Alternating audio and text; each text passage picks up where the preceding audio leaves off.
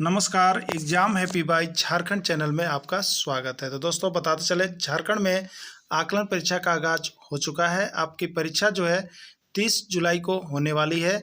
आप सभी 30 जुलाई की तैयारी के लिए हमारे चैनल को सब्सक्राइब कर लेंगे और इस चैनल पर नए हैं तो चैनल को सब्सक्राइब करने के बाद इस चैनल पर आपको आकलन परीक्षा का पूरा सब्जेक्ट का जेसीईआरटी टेक्स्ट बुक का नोट्स और पीडीएफ बना हुआ तैयार है। तो आप इसका नोट्स और सारे रिकॉर्डेड वीडियो को जरूर देख लीजिएगा। तो आपको बताते चले, यदि आप अभी आकलन परीक्षा में 101% सफलता प्राप्त करना चाहते हैं तो आपके लिए यहाँ पर क्रैश कोर्स का आज से शुभारंभ कर दिया गया है, यानी सफलता सीरीज की शुरुआत की गई है। तो सफलता सीरीज में यदि आप जुड़ते हैं तो आपको यहाँ पर वैसे ही प्रश्न मिलते हैं जो आपके आकलन परीक्षा में आने वाले हैं और वही प्रश्न आपके आकलन परीक्षा में आएंगे भी। तो आप उन सभी प्रश्नों को एक बार यहाँ पर टेस्ट सीरीज के माध्यम से अवश्य बना लेंगे, जिसकी कीमत रखी गई है। इस सफलता सीरीज में जुड़ने की कीमत जो है मात्र 251 रखी गई है। तो आप 251 रुपये से मोह ममता नहीं रखेंगे और आप वीडियो देखने के बाद अभी के अभी 251 रुपये में जुड़ करके इन सारे प्रश्नों को टेस्ट सीरीज में भाग लेना जरूर सुलभ कीजिएगा। और टेस्ट सीरीज में ज्वाइन करने के बाद आप अपनी प्रतिभा को देख सकते हैं कि आप कितना है। बहुत से लोग जुड़े हुए हैं,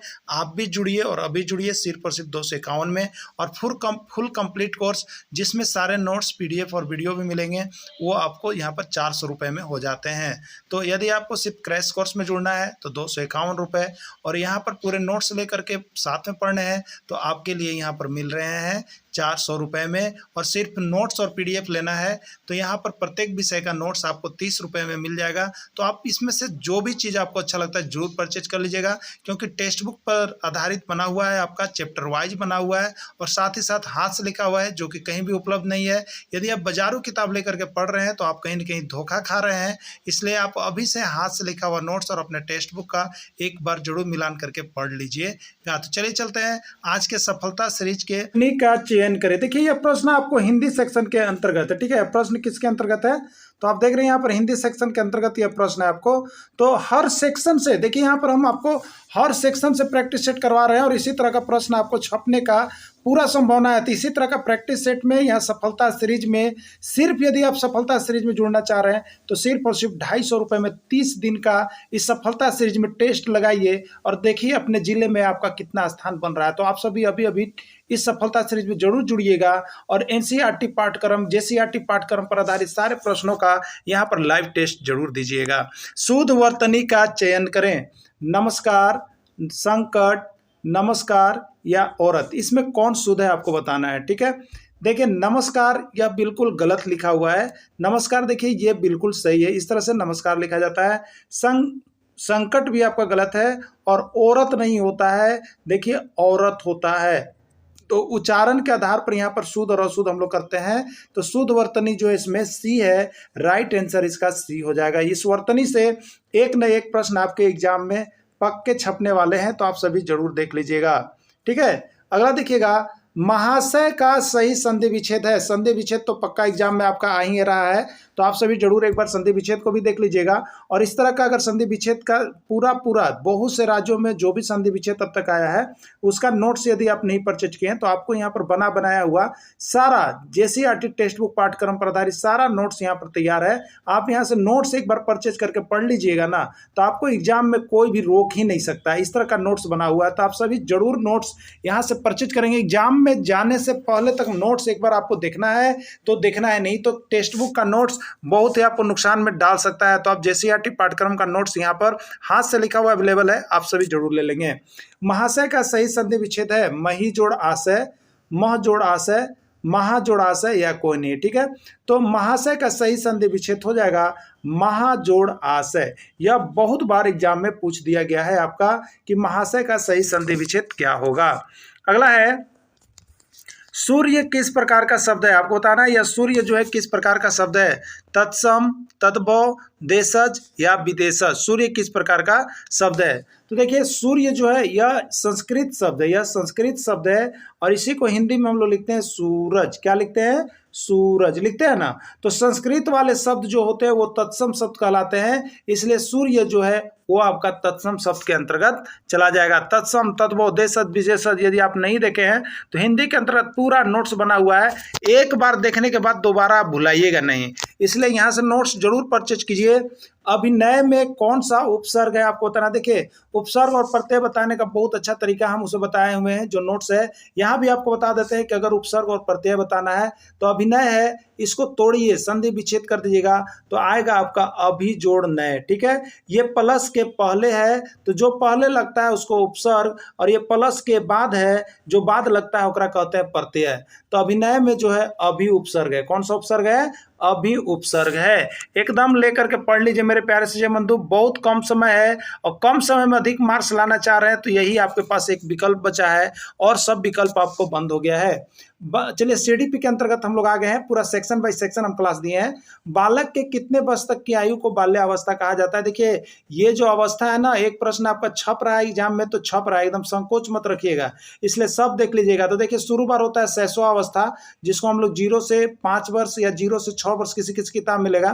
फिर होता है बाल्यावस्था 6 से 12 वर्ष, शैशवावस्था, बाल्यावस्था, किशोरावस्था होता है, इसको हम लेते हैं 12 से 18 वर्ष, और बाकी वृद्धावस्था होता है। तो आपसे पूछा गया बाल्यावस्था, तो यह 6 से 12 हो सकता है या 5 से कहीं कहीं पर मिलते हैं। तो देखिए ऑप्शन क्या मिल रहा है आपको, 1 से 5, 6 से 12, 12 से 18 या 18 से, तो 6 से 12 मिल रहा है, तो 6 से 12 ही इसका राइट आंसर हो जाएगा। इसका पूरा पीडीएफ बना हुआ है सीडीपी का, जो कि आप एक बार लेकर के एग्जाम जाने से पहले तो जरूर देख लीजिएगा मेरे प्यारे से बंधु। यदि नहीं देख रहे तो कहीं ना कहीं धोखा हो रहा है। किस अवस्था में बच्चा अपने समूह का सक्रिय सदस्य हो जाता है? शैशवावस्था में, बाल्यावस्था में, किशोरावस्था में, या कोई नहीं? तो देखिए, बच्चा जो है अपने समवयस्क समूह का एक सदस्य बन जाता है, वह होता है किशोरावस्था, यानी जिसको हम लोग 12 से 18 वर्ष बोलते हैं। तो किशोरावस्था होता है जिसमें बच्चा अपने जो है अपने समूह का एक सक्रिय सदस्य बन जाता है या उसे घुलना मिलना पसंद करता है। बच्चों के विकास को प्रभावित करता है। बच्चों के विकास को कौन प्रभावित करता है? जन्म, वंशानुक्रम, वातावरण या सभी? देखिए, बच्चा का विकास जो होता है उसके लिए जन्म भी उतना ही प्रभावी है कि किस तरह का जन्म हुआ है। वंशानुक्रम, वंश पर भी बहुत असर पड़ते हैं, हेरिटेशन वंशानुक्रम पर, और एक इन्वायरमेंट होता है वातावरण। तो ये तीनों चीज़ों बच्चों के विकास को बहुत ज़्यादा प्रभावित करता है, यानी राइट आंसर इसका हो जाएगा यह सभी।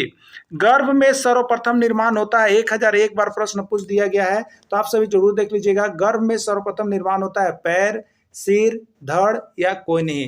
तो गर्भ में सर्वप्रथम निर्माण जो होता है वो सिर का होता है, उसके बाद धड़ और फिर पैर का निर्माण होने लगता है। तीसरा से सबसे पहले सिर का यहाँ पर निर्माण होता है।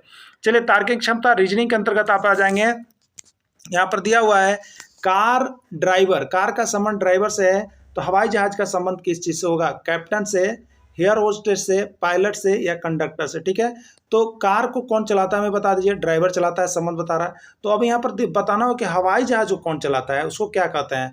तो हवाई जहाज को पायलट चलाता है। इसी तरह से सिर्फ संबंध ढूंढना रहता है तार्किक क्षमता रीजनिंग में। रीजनिंग बहुत ही अच्छा सेक्शन है जिसमें आप बहुत ही अच्छे मार्क्स ला सकते हैं, बस सिर्फ और तैयारी है जुड़ने की।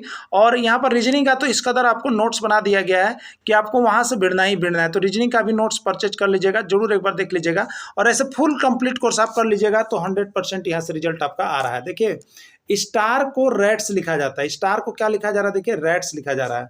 तो वार्ड को क्या लिखा जाएगा? वार्ड को जेएसएससी में बार बार पूछ रहा था ये, ठीक है। वार्ड को क्या लिखा जाए? देखिए, उल्टा चला है, स्टार है ना, तो रेड्स यानी आर हुआ, फिर ए हुआ, फिर टी हुआ, फिर एस हुआ, ठीक है।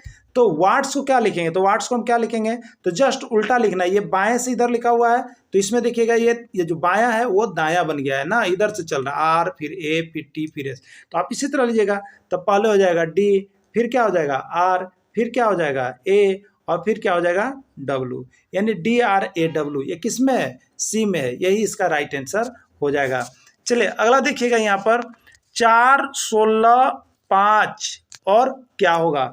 यानी 4 16 से जिस प्रकार संबंधित है उसी प्रकार 5 किससे संबंधित होगा आपको बताना है, ठीक है।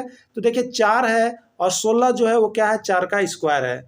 उसी तरह से 5 है तो अगला क्या होगा? जब 4 है तो 4 का स्क्वायर हुआ, 5 है तो यहाँ पर जो होना चाहिए वो 5 का स्क्वायर होना चाहिए। और 5 का स्क्वायर होता कितना है? तो 5 गुने 5 यानी 25 होता है, और ये 25 दिल के क्रम में है, 10 सी में दिया हुआ तो इसका राइट आंसर सी हो जाएगा। चलिए अगला देखते हैं। जैसे किसी गाय के लिए बछड़ा होता है, ठीक है, गाय के लिए क्या होता है? बछड़ा होता है। वैसे ही किसी बकरी के लिए होता है, ठीक है, बताना है। गाय के लिए अगर बछड़ा होता है तो बकरी के लिए क्या होता है? तो गाय के बच्चों को हम लोग क्या कहते हैं? बछड़ा कहते हैं। तो बकरी के बच्चों को क्या कहते हैं? छौना, छीमा, मेमना या बछड़ी, ठीक है। तो बकरी के बच्चे को हम लोग यहाँ पर मेमना कहते हैं। इसका राइट आंसर मेमना हो जाएगा। अगला प्रश्न है, इंग्लिश सेक्शन के अंतर्गत हम आ गए हैं। ओह the dog is dead, right the name of sentence. यह जो सेंटेंस दिया गया है, ओह द डॉग इज डेड, यह जो है किस प्रकार का सेंटेंस आपको बताना है। अफर्मेटिव है, निगेटिव है, इंट्रोगेटिव है या एक्सक्लामेशन सेंटेंस है, ठीक है। देखिए एक चीज याद रखिएगा, ओह दिया हुआ है जिसमें दुख, आश्चर्य, शोक हो, और उसके बाद जो देखिए यहाँ पर ये चिन्ह दिया गया है, इसको हम लोग विस्मयादि बोधक चिन्ह कहते हैं और इंग्लिश में एक्सक्लामेटरी साइन कहते हैं। तो यह साइन जहां भी मिले, लग जाए किसी भी सेंटेंस में, तो उसको आपको एक्सक्लामेशन सेंटेंस और हिंदी में विस्मयादि बोधक वाक्य के अंतर्गत रखना है। तो देखिए यहाँ डी जो है लिखा हुआ है एक्सक्लामेशन सेंटेंस, यही इसका राइट आंसर हो जाएगा कि जो सेंटेंस है वो एक्सक्लामेशन सेंटेंस है, ठीक है। अगला है, write the plural forms of baby. Baby का प्लूरल फॉर्म क्या होता है? देखिए आप लोग सिंगुलर और प्लूरल फॉर्म जरूर देख लीजिएगा, यहाँ से एक प्रश्न आपका रहेगा। तो write the plural forms of baby, BABY, baby का प्लूरल फॉर्म क्या होगा, ठीक है। तो देखिए बेबी हुआ ना, बेबी, इसका प्लूरल जब बनाते हैं तो वाई को हटाते हैं और वाई की जगह पर लगाते हैं IES, ठीक है। वाई को हटाते हैं और वाई की जगह पर लगाते हैं IES। तो बेबी में IES जोड़ेंगे तो यह बन जाता है, देखिए इसका प्लूरल फॉर्म बन जाता है आपका बेबीज। क्या बन जाता है? BABIES, बेबीज, ठीक है। बेबीज किस में है? सी में है, यही इसका राइट आंसर हो जाएगा। अगला है, write the opposite word of profit. Profit का अपोजिट वर्ड क्या होगा? विलोम शब्द क्या होगा आपको बताना है, ठीक है। तो देखिएगा यहाँ पर राइट का जो ये प्रॉफिट है उसका क्या होगा? लॉक होगा, लोअर होगा, लोअर्स होगा या लॉस होगा। तो opposite word of profit, profit का मतलब होता है क्या है? लाभ। तो उसका होता है हिंदी में हानि, और हानि को कहते हैं हम लोग देखिए लॉस। तो प्रॉफिट का अपोजिट वर्ड यानी विपरीत शब्द जो है वो आपका लॉस हो जाएगा। Which type of noun old, old जो है वह किस प्रकार का नाउन है आपको बताना है। तो नाउन का पूरी सिलेबस हिंदी इंग्लिश सब में दे दिया गया है, आपको बता भी दिया गया है। प्रॉपर नाउन है, कॉमन नाउन है, अब्स्ट्रैक्ट नाउन है या यहाँ पर मटेरियल नाउन है, ठीक है।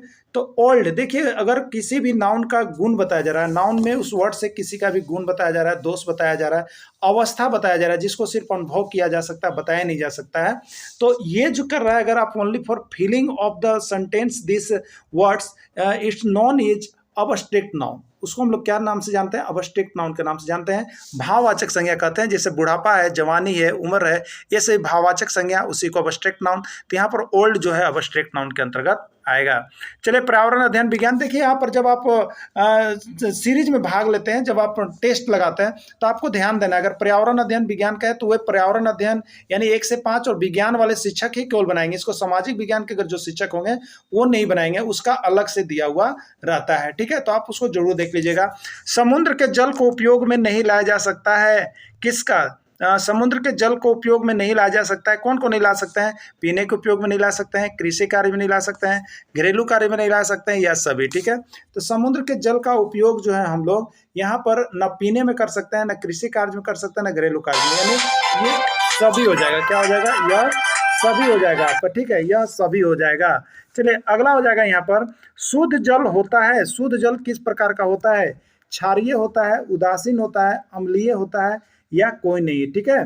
तो शुद्ध जल जो होता है वो आपका देखिए होता है यहाँ पर, शुद्ध जल उदासीन होता है और इसका पीएच मान जो होता है 7 होता है, और 1001 बारी जल से प्रश्न एगो पूछेगा तब पूछेगा, इसलिए जल सेक्शन को जरूर देख लीजिएगा। और नहीं देख पा रहे हैं तो जल सेक्शन का नोट्स बना हुआ है आपका किताब का, वहाँ से एक प्रश्न छप रहा है आपके एग्जाम में, तो नोट्स लेकर के जरूर पढ़ लीजिएगा। जब नहीं पढ़िएगा ना पछताइएगा बहुत भयानक, समझें, इसलिए जरूर पढ़िएगा ना। तो 1-2 नंबर जो कहते हैं ना कि कम कारण फेल किए थे, यही सब रीजन हो जाता है जो कि सही किताब को लोग नहीं पढ़ रहे हैं और खाली बाजारू किताब में कुछ न मिलने वाला है। वायु कहाँ उपस्थित है? विद्यालय भवन में, मिट्टी में, वायुमंडल में, सभी जगह में, ठीक है। तो देखिए वायु जो है वो विद्यालय भवन में भी है, मिट्टी में भी है, वायुमंडल में है, यानी अगर वायु सभी जगह विद्यमान है। जहाँ वायु विद्यमान नहीं है वहाँ मानव का अस्तित्व संभव नहीं है, यानी वायुमंडल वहाँ नहीं है, वहाँ किसी भी जीव की कल्पना करना व्यर्थ है। इसलिए सभी जगह एक आंसर होगा, वायु सभी जगह कण कण में उपस्थित है। वायु में उपस्थित नाइट्रोजन गैस कितना प्रतिशत है? 20%, 25%, 78% या 21%। देखिए ये वायुमंडल के ये जो गैस का चक्र है ना, एकदम नोट्स ऐसा बना दिए हैं ना कि देखिएगा तो लगेगा कि यादें हो ही जाएगा। तो इस तरह से याद रखिएगा। सबसे ज़्यादा है देखिए 78%, ओकर बाद देखिए 21% ऑक्सीजन और अन्य गैस में इतना में है, समझ गए, 1% में। तो याद रखिएगा, इसका नोट्स जरूर परचेज कीजिए। यानी नाइट्रोजन का जो है वो 78% है, ठीक है। चलिए अगला देखिएगा, आप मैथ का सेक्शन में आ गए हैं। 120 को कौन सी संख्या से गुना करने पर वह पूर्ण वर्ग बन जाएगा? देखिए पूर्ण वर्ग का मतलब होता है कि यदि आप उसको गुणनखंड करें तो वो किसी चीज़ का जोड़ा बन जाए, ठीक है, जोड़ा बन जाना चाहिए तब वह पूर्ण वर्ग होगा, नहीं तो जोड़ा नहीं बना तो वह पूर्ण वर्ग नहीं होगा। तो 120 को देखिए जब हम खंड करते हैं ना तो यहाँ 2 से देंगे तो 60 बार में जाएगा, फिर 2 से देंगे तो देखिए 30 बार में जाएगा, फिर 2 से देंगे तो देखिए 15 बार में जाएगा, और फिर 15 को देंगे तो देखिए 3 से 5 बार में जाएगा ना। तो देखिए यहाँ जोड़ा कौन कै गो बन गया? तो ये दोनों 2 गो जोड़ा में हो गया, लेकिन देखिए 2, 3, 5 ये अकेले अकेले रह गया। तो एगो 2 भी चाहिए और एगो 3 भी चाहिए और एगो 5 भी चाहिए, तब ना जोड़ा बनेगा। तो 2, 3, 5 तो एक गुना कर लीजिए, 2 तिया 6, 6 पच्चे 30, यानी वह संख्या कौन सी है? तो वह 30 से जब आप गुना करेंगे ना तो वह पूर्ण वर्ग बन जाएगा। तो 30 ऑप्शन किस में है? बी में है। बी इसका राइट आंसर हो जाएगा। अगला देखिएगा, 32 गुने 31 गुने 35 गुने 55 के इकाई अंक बताइए। भैया बड़ी बड़ा है। देखिए अब यदि आप नहीं जानते हैं तो देखिए इसमें 1 घंटा में ना बनेगा। आप क्या कीजिएगा, पहले 32 गुने 31 करके यहाँ निकालिएगा, फिर जे आएगा ओकरा गुने करिएगा 35, फिर जे आएगा ओकरा करिएगा 55, तब तो ये 20 दिया तेले जर जाएगा और खत्म हो गया बाजार और एग्जाम में टॉप कर गया आदमी। ऐसा नहीं करना है। देखिए इकाई अंक आपको जब भी बताना है किसी का भी, तो 32 में इकाई अंक का है, बताइए इकाई होता है दाएं, तो 32 में इकाई अंक 2 है, और 31 में इकाई अंक 1 है, और 35 में इकाई अंक 5 है, और 55 में इकाई अंक 5 है। बस एकरा गुना कर लीजिएगा। 2 एकम 2, 2 पच्चे 10 और 10 पच्चे के 50 हुआ ना 50। अब 50 में ई इकाई अंक और दहाई अंक, तो जो गुना करने पर आया ओकर इकाई अंक देखिए 0 है ना, तो एक राइट आंसर 0 हो जाएगा। ऐसे ही इकाई अंक बताया जाता है, नहीं तो लंबा चौड़ा गुना कीजिएगा ना तो 1 मिनट समय है। ये को प्रश्न के आप 5 मिनट बनाइएगा तो संभव है? संभव नहीं होगा।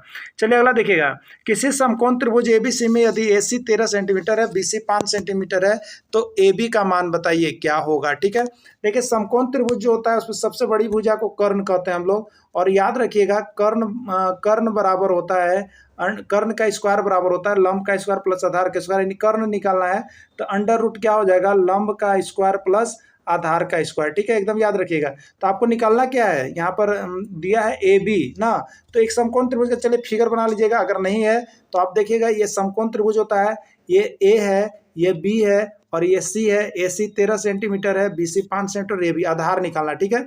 तो ये जो लंब निकालना है आपको, तो लंब जो होता है उसको बढ़का में से छोटका के घटाइएगा। याद रखिएगा जब बढ़का निकालना है तो ये दोनों को जोड़ के निकालना है, और बाकी किसी को निकालना है तो बढ़का में से छोटका घटा लेना है ओकर स्क्वायर के, ठीक है। तो AB बराबर क्या हो जाएगा? तो AB बराबर देखिए हो जाएगा आपका अंडर रूट बढ़का यानी 13 के स्क्वायर माइनस छोटका 5 के स्क्वायर घटा दिएगा। 13 के स्क्वायर देखिए हो गया 169 और 5 के स्क्वायर हो गया 25, ठीक है।